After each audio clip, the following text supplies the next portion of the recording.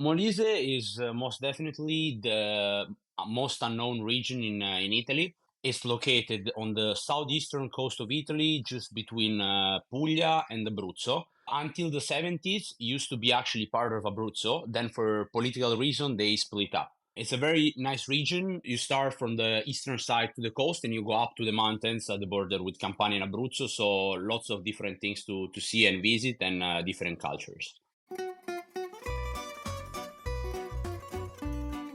Welcome to Wine, Food and Travel with me, Marc Millon, on Italian Wine Podcast. Listen in as we journey to some of Italy's most beautiful places in the company of those who know them best, the families who grow grapes and make fabulous wines. Through their stories, we will learn not just about their wines, but also about their ways of life, the local and regional foods and specialities that pair naturally with their wines, and the most beautiful places to visit. We have a wonderful journey of discovery ahead of us, and I hope you will join me. Welcome to Wine, Food and Travel with me, Marc Millon, on Italian Wine Podcast. Today I'm delighted to travel to one of the least well-known and visited of all of Italy's 20 regions, Molise, to meet my guest, Luigi Di Majo Norante, who is from the region's leading wine estate, Di Majo Norante, in Campo Marino. Buongiorno, Luigi. Many thanks for being with us today. And how are you? Is your harvest over now, and are you able to relax a little? Hi, Mark. Good morning. Thank you for inviting me. I'm very happy to be here and talk about Molise. No, with the harvest, we're about to finish. I think next week will be the last week. We still have Somaglianico and Montepulciano to harvest, but we're about to finish now. Okay, so it's a quite a late harvest where you are, Luigi. Yeah, because actually this summer has been really hot, so the maturation of the vineyards was in anticipation was anticipated really. But then in September we started to have a colder weather with not too much rain. So this is good actually, especially for the red wines, because we're able to keep our bunches on the vines for longer and increase the phenolic maturation. So actually, Okay. it's a good thing for red wines. Okay, that's great. Now, first of all, Luigi, our listeners are located all around the world, and many may not know much about Molise. It's a secretive region that, we don't hear about as much as we should. So this is an opportunity for you to take us there, to tell us, first of all, a little bit about Molise.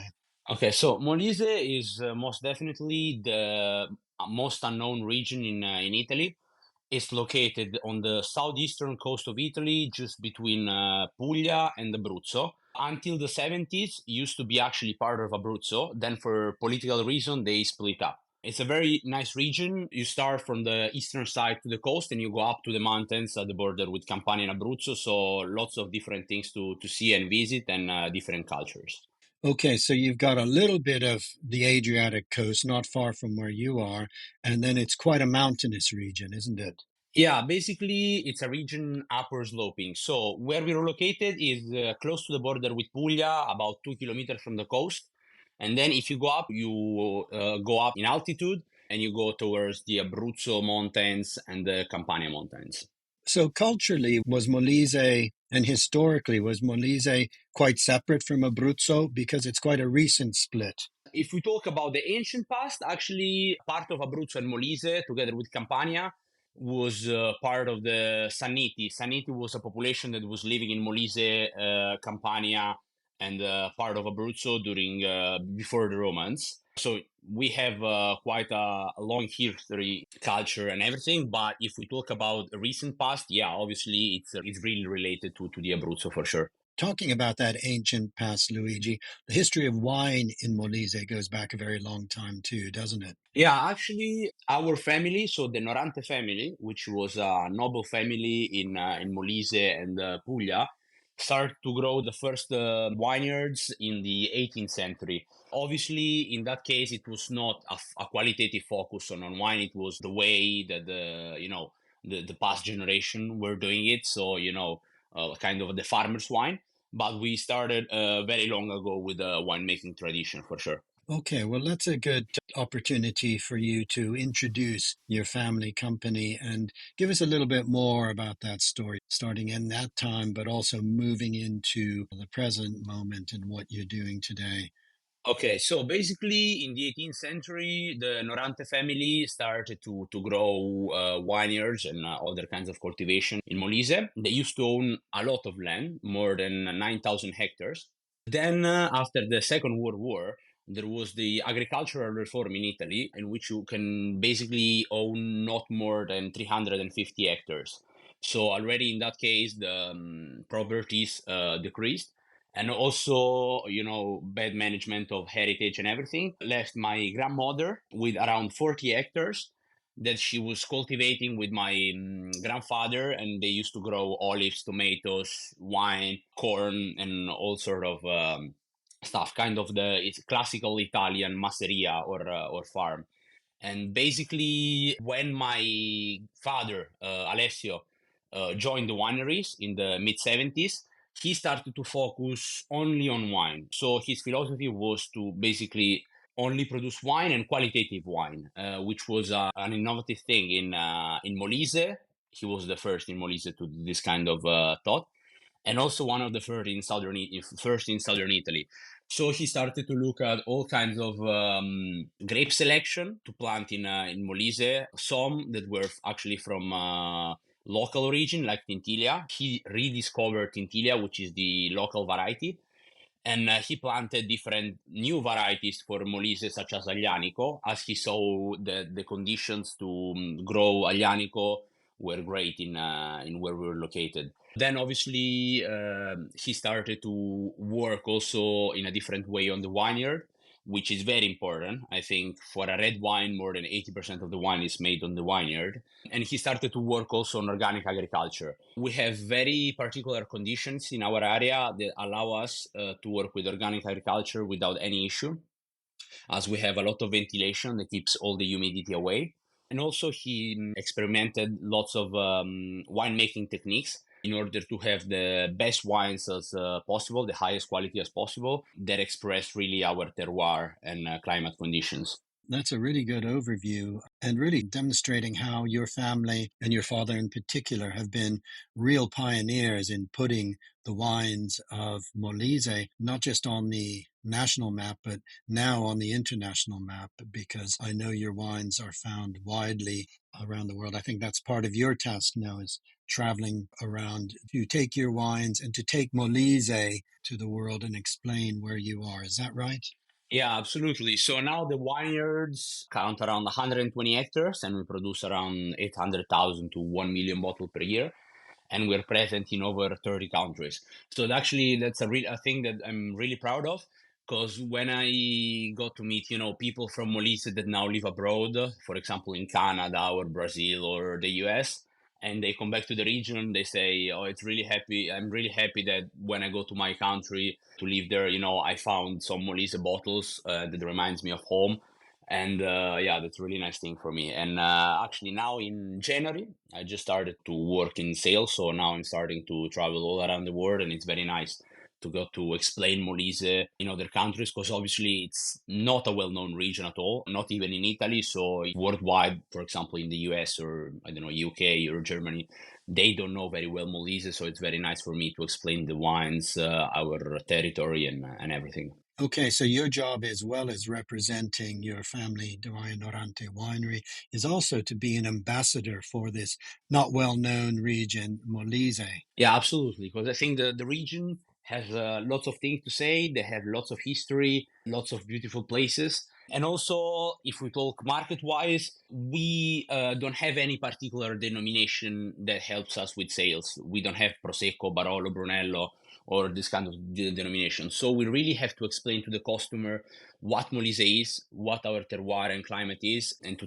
let them taste our wines and see our quality potential. I'm interested too that your family have been quite pioneering in following a sustainable and organic form of viticulture. What are some of the processes that you follow that are important? First of all, obviously, organic agriculture. So we don't use any chemical in winery treatment to preserve all the balance in the winery between nature and the vine itself. Obviously, another thing that we do is not to have parcels or vineyards too far from the estate. So we don't have to create emissions from moving the tractors or trucks or so on. And obviously, we pay particular care on renewable energy. We use solar panels, and we're about to use only electricity for our cellar. Okay, so it's an all-inclusive approach in the vineyard and in sustainability in the winery as well. Yeah. Now, I know that Di Majo Norante make a full range of wines, including whites from grapes such as Falangina and Fiano, is it? And as well as rosatos and sparkling. I'd like to turn a spotlight on three reds and three grape varieties that for me stand out as unique, unmistakable to Molise in the style of wines. So starting perhaps with the Don Luigi from the Montepulciano grape. The Montepulciano loves the Adriatic, whether in Molise, Abruzzo, or Le Marche. How does this wine express itself in your region? How does this grape variety express itself in the wine that you make? Yeah, so Montepulciano is the grape that is most widely planted in Molise. I think over 80% of the vines are Montepulciano, as actually we're related to Abruzzo in that case. The expression of Montepulciano is very nice. It's one of the grapes that can stay longer on the plant, has a very thick skin. So actually, this is very good. And in Molise, I would say the expression is very silky, soft, but also with a very particular and soft tannin. It has lots of cherry notes, red fruit notes, and vanilla. It's very pleasant. I think it's very important though to keep the aging process on control, because even though has lots of power, it's also quite delicate the taste. So you have to be careful not to cover it too much with oak aging. So maybe use a less toasted barrique or use a larger form of oak.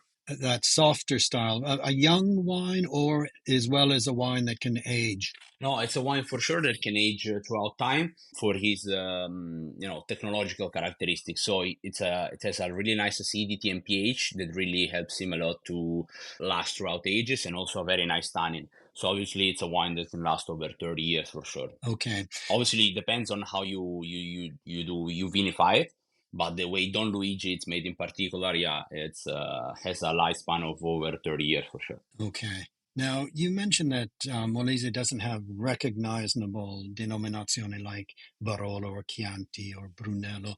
What about Biferno? That seems to me a wine that is beginning to be known abroad. This denominazione, is it a blend of Montepulciano and Aglianico? Yeah, absolutely. So the denominations that are starting to be known abroad are Biferno and Tintilia.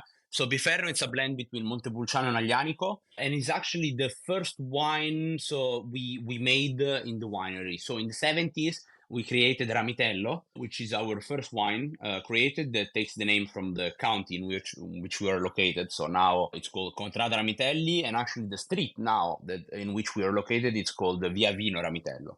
So it's a very important wine for us. Actually was the wine in which we basically achieved the most important achievement in 2014. With the 2011 vintage, we were in the top 100 wines in the world with Wine Spectator. Okay, great. So that's the Bufferino. And the Aglianico, you said your father introduced that. I guess we're not that far from Irpinia.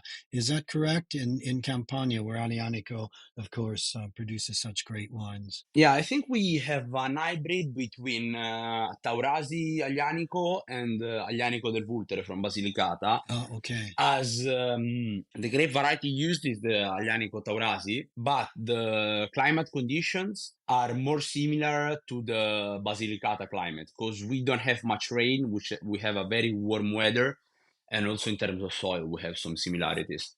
So it's kind of a hybrid between the two. They create really, really interesting notes in the palate and at the nose. Okay, and what does the Aglianico give in blend with Montepulciano?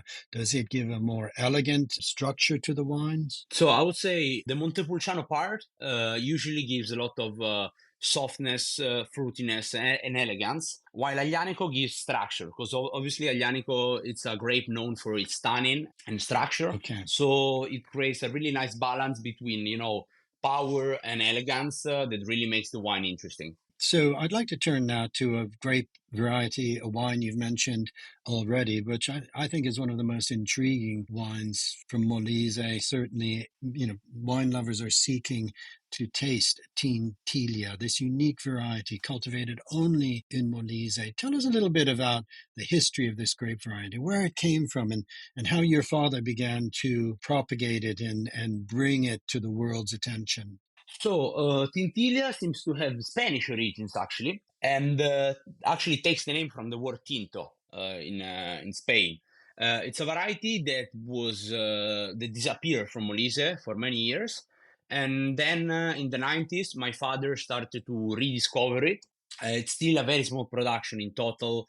The whole Molise produce around, I think, 50 or 60 hectares in total of Tintilia. So it's still a very small production, but throughout time, also other producers started to grow the variety and started to be really the flagship grape for Molise. It has lots of interesting notes, and it's also really hard to find a similar variety in terms of notes and the structure. So it's really unique.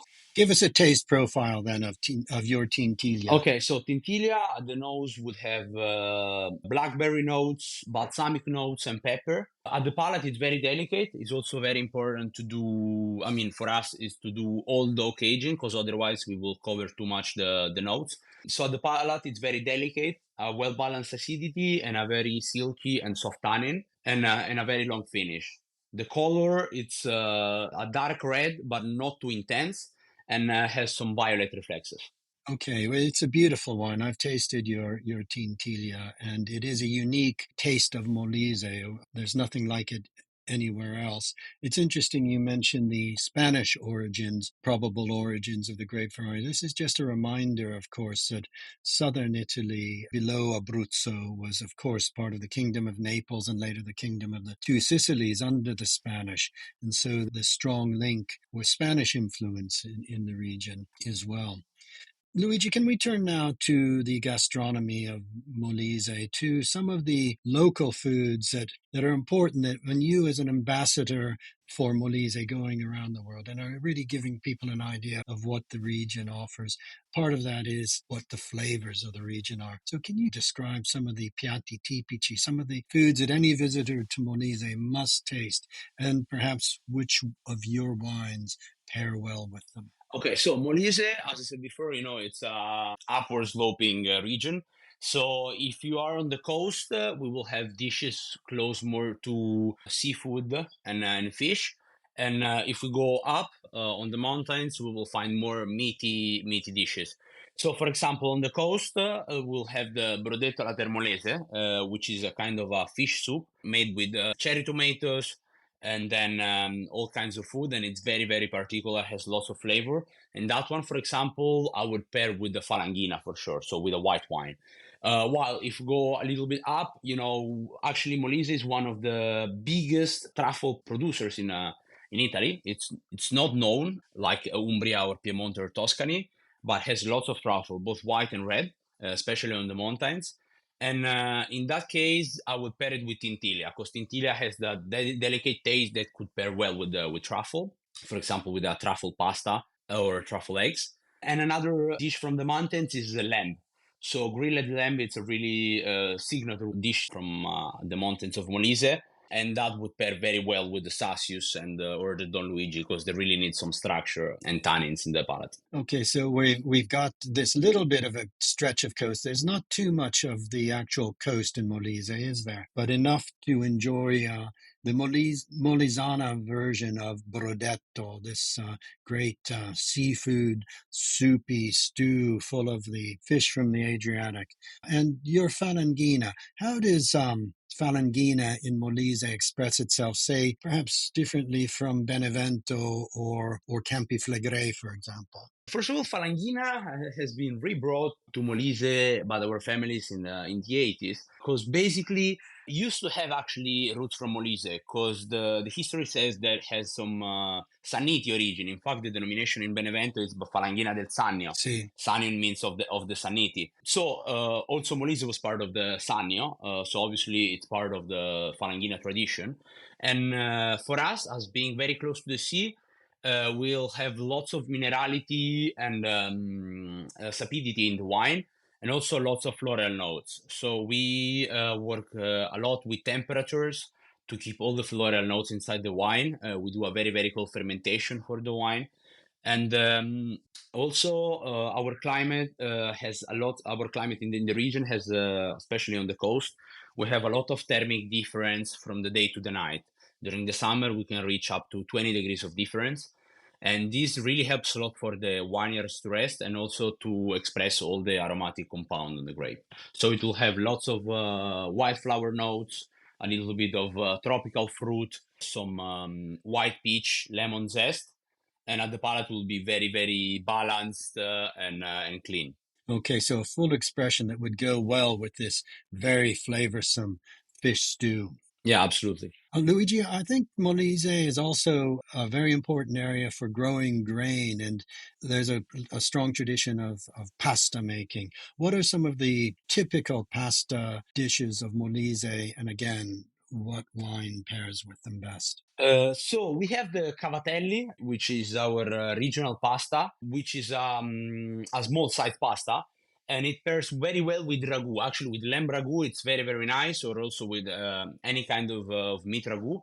And I would pair it very well with our ramitello or with tintilia. Okay. A lot of Molise is a national park. Is that right? It's a beautiful area for people to visit, the National Parco Nazionale. And again, an area where herdsmen have traditionally taken the sheep up to the mountains during the summer months. And I guess from this, you have the tradition of eating lamb. Lamb is very, very important, as it is in Abruzzo as well. But also, I think there's a tradition of cheese making from both cow milk, sheep milk, and indeed perhaps buffalo milk. Is that right? Yeah, absolutely. So the most famous cheese from Molise that has lots of tradition, it's called caciocavallo. In Italy, we have different kinds of caciocavallo, like in Calabria or Sicily, but we have the one which is round shape, and usually comes with kind of a cord that binds one cheese to the other. And this is actually why it's called caciocavallo, because basically it used to be brought on horses. And so one was going on one side and the other one was going on the other side. It's a cow milk cheese. It can have different aging. So from fresh aging, where it's a kind of a soft cheese, while when it's aged, becomes very flavorful and particular. Okay, that sounds delicious. And what wine would you pair with the Caciocavallo? So with Caciocavallo, I think you can go either with a red or a white, depending on your taste and on the season. I would pair it really well with the Falanghina or with the Ramitello or Tintilia. Okay. Now, a food I've heard of but not tasted is pamparella. Can you tell us what this Pampanella, yes. pampanella? So Pampanella, it's pork roasted with some spices. It's a very unique dish. Lots of flavors, lots of really crispy notes of pork. It comes from San Martino in Pensilis, which is a city very close to us. It's about 3 kilometers far, and it's very unique. It has cooking process on the oven, and have really, really unique flavors and flavors of Molise. And I would pair it very well, that one with our sparkling wine actually, because it has lots of fat and structure. So the sparkling wine will help a lot to clean the palate. What grape is the sparkling wine made from? So we do a Falanghina. We're now about to experiment some Rosé and Blanc de Noir, but for now we are doing a Falanghina. We do around 7 years of aging on the yeast. It's a very unique wine. I think we have incredible expression of Falanghina because have both the analytical and the floral characteristic to be a great sparkling wine. Okay. And just to be clear on this pampanella, is this something that you would eat almost as a street food or as an antipasto? How do you eat that? Yeah, I think it would match, like, obviously it's most known in Italy. It would be similar to porchetta in terms Oh, of okay. eating. Okay. So you could have it by itself, with a side, in a panino. Okay. So in different kinds of expressions. Okay. Final question, Luigi. If our listeners, who are, as I said, are located all around the world, make their way to Molise, can they visit the Di Majo Norante winery? Yeah, absolutely. We offer all kind of experiences. We are just about to launch an online booking platform so they can see all the experiences and what we offer online on our website.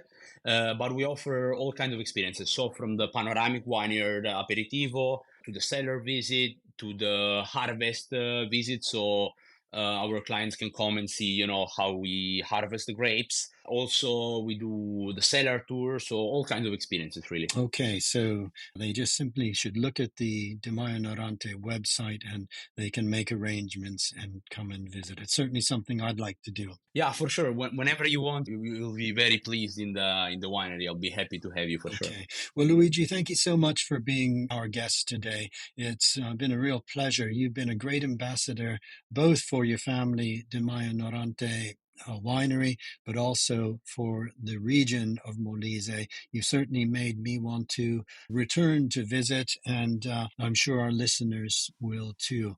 And in the meantime, they're able to look out for your wines all around the world, certainly in many, many countries. So thank you very much. Thank you very much, Mark, for having me. It was a pleasure for me to speak about our regions and about our wines. And thank you very much for the work you're doing, spreading wine culture around the world. Oh, it's a pleasure. Thank you very much. And have a great day. Buona giornata. Grazie. Thank you. Buona giornata. Thank you, Luigi. We hope you enjoyed today's episode of Wine, Food and Travel with me, Marc Millon, on Italian Wine Podcast. Please remember to like, share, and subscribe right here or wherever you get your pods. Likewise, you can visit us at ItalianWinePodcast.com. Until next time, chin chin.